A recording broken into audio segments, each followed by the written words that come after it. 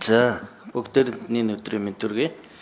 Тэгээд нийгэм даатгалын үндэсний зөвлөлийн гишүүнд нэр дэвшигч адиугаад дайх үг байна, хэлэх үг байна. За эндээс одоо өөрийнх нь энэ мэдлэг чадвар, за ажилласан жил, ажлын дадлаг, туршлага энэ бүгдийг нь харвал үнэхээр одоо яалтчгүй л юм хийх болов юм хийчих болов гэсэн бодол төрж байна. За нөгөө талдаа энэ хийх тэр зүйлүүд дээр нь бол хөгжлийн бэрхшээлтэй иргэдийн талаар нэг ч үг дурдаагүйсэн. За энэ бол маш том одоо нийгмийн нэг төлөөлөл болчиход байгаа өнөөдөр. Тэгээд тэрэн дээр бас анхаараарай. Түрүүн та ярианыхаа дунд бас хөгжлийн бэрхшээлтэй иргэдийн тухай ярьж байхдаа тахирд дуу гэж одоо хуучин бид нэр хэрэглэхээ байсан тэр нэр том яг ашиглаж байна. Энэ нь өөрөө бас нэг эргээд ялгуурлан гадуурхаж байгаа, алдж байгаа тэр алдааны нэг хэлбэр шүү. За Саранчлуун гишүүн бас сайн тайлбарлсан байх сая. Ер нь бол энэ бас нийгмийн даатгалын үндэсний зөвлөлд бас зүггээд байгаа. Нөгөө юу ямар байгаа. Хөгжлийн бэрхшээлтэй иргэдийн төлөөлөл ороод ирээсэ гэж бас маш хүлээлттэй байсан.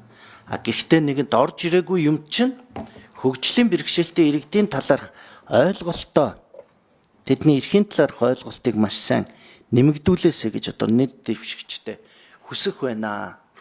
За тэгээд нийгмийн даатгалтай хөгжлийн бэрхшээлтэй иргэд маань яаж холбогддог вэ гэвэл одоо өмнө нь хөдөлмөр эрхэлж исэн, ажил хийж исэн иргэд хөгжлийн бэрхшээлтэй болсон тохиолдолд бол нийгмийн даатгалаас тэтгэмжээ авдаг.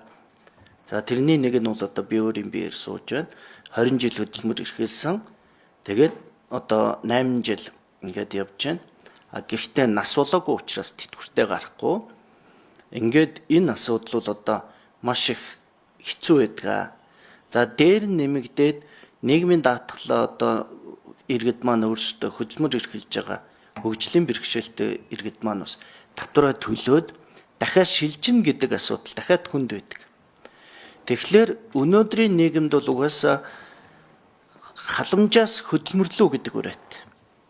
Тэгээд ч халамж авахч хизээч хөдөлмөр эрхэлж байгаа хүнээс илүү хэмжээнд авч болохгүй гэдэг үүднээс халамжийн мөнгө үргэлж байгаа байдаг.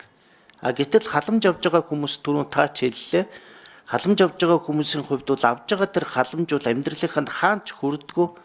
Тэгээд халамж өгсөн нэрээр бусад хүртээмжийн асуудлыг дандаа хайдаг гэж тийм ээ.